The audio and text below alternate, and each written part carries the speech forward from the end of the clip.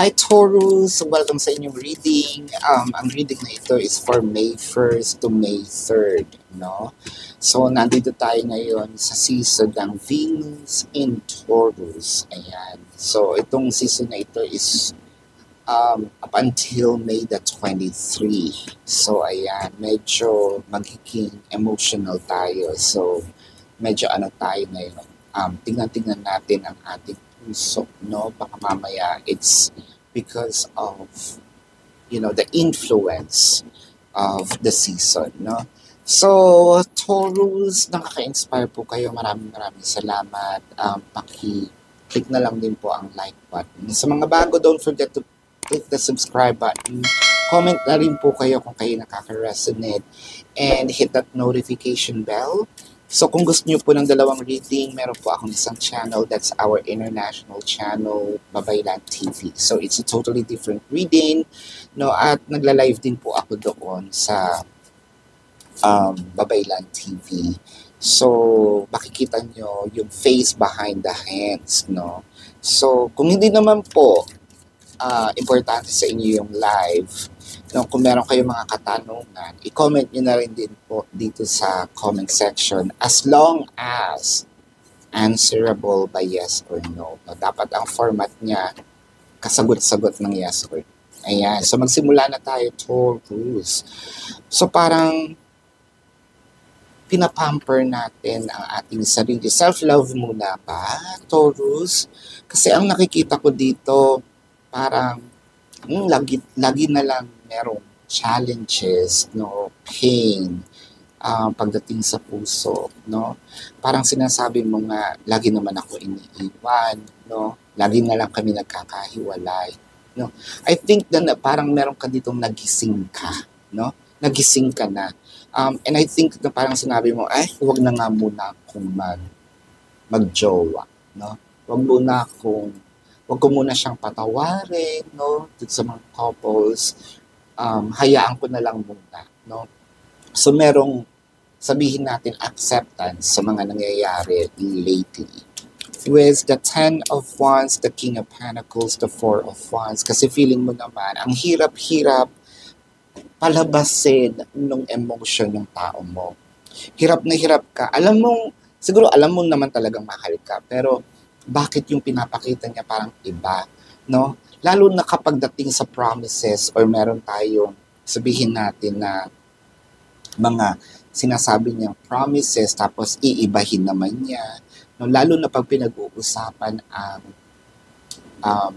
stability, no? Lalo na pag pinag-uusapan ang proposal or marriage per se.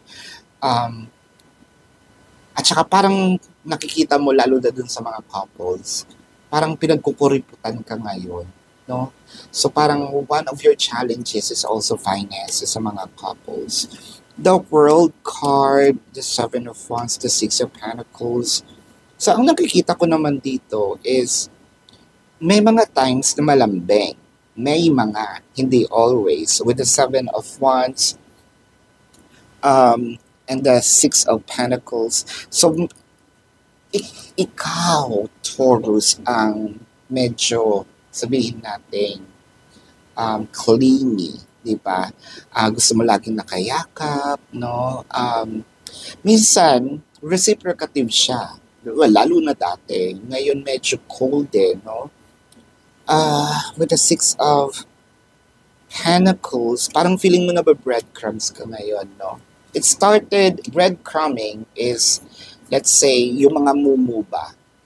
When I have, ang arte ko naman doon, kung meron akong pandesal, di ba? Hawak ko yung pandesal. Ang ibinibigay ko sa'yo, yung parang mga buhabongin, no? Or kukurot lang ako sa yung ibibigay ko sa'yo. Pero dati hindi naman, that's breadcrumbing. 2 of Cups, the Fool card, and the 8 of Cups. So dati hindi naman, dati nga siguro ayaw mo siya, no? Ngayon medyo ikaw yung na-fall deeply na hindi mo naman inaasahan. Feeling ko may age gap kayo nitong taong to, no? Pwedeng ikaw yung mas bata, siya yung mas bata, it doesn't matter.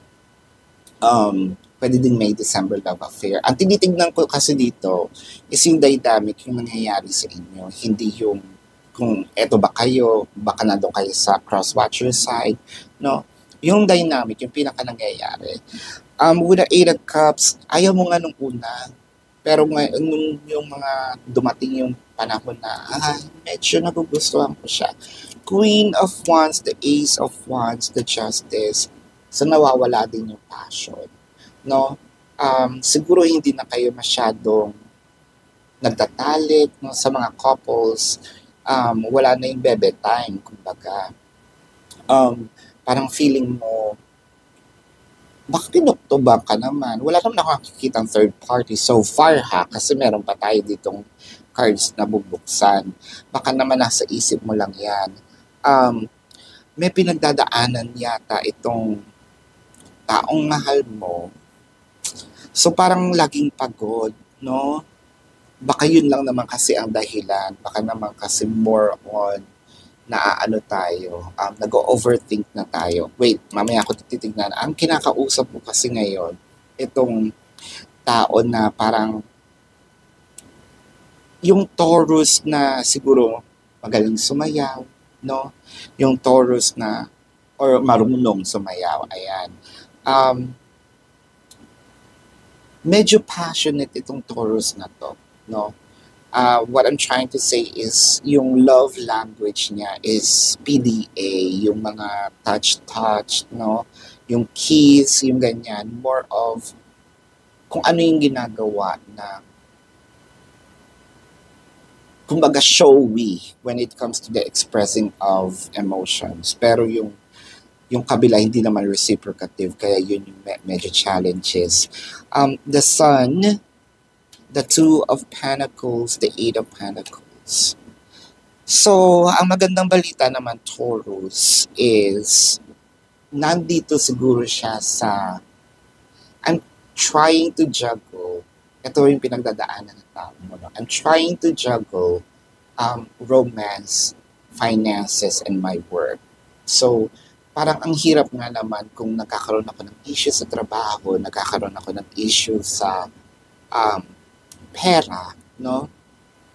Tapos, kumbaga, kailangan ko pang ayusin yung ibang bagay. So, ang hirap mag-juggle with the Two of Pentacles, no? Siguro, dumalating din yung part na talagang drained na yung tao sa trabaho, no? Kaya naiuuwi niya yung pagkagalit, no? Or sa iyo niya nababato. Ang nakikita ko kasi dito is your person is going to actually work on things to ibigay sa iyo uli yung warmness, no, ng relationship. So, it's a pace na medyo caught up in between yung tao mo, no, yung person mo. Pero babalik din naman ito sa dati. So, tingnan natin ang zodiac sign ng taong mahal mo. It could be their sun sign or meron silang ganitong placement sa kanilang chart or dun sa houses, no?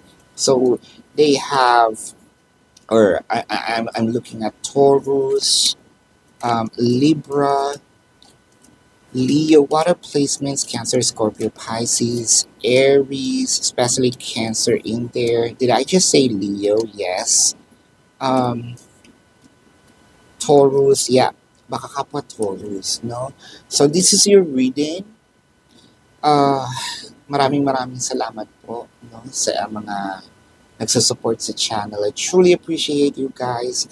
Para po sa mga bago, don't forget to click the subscribe button, smash the like button, comment below kung kayo nakaka-resonate.